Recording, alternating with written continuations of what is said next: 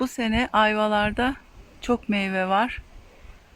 Kışın çetin geçeceğini söylüyorlar. Soğuk geçeceğini söylüyorlar. Aa, bilmiyorum ne kadar doğru. Hayırlısı bakalım.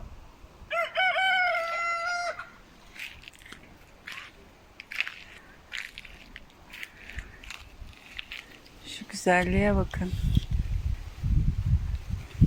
Şu güzelliklere bakın ya. Oo.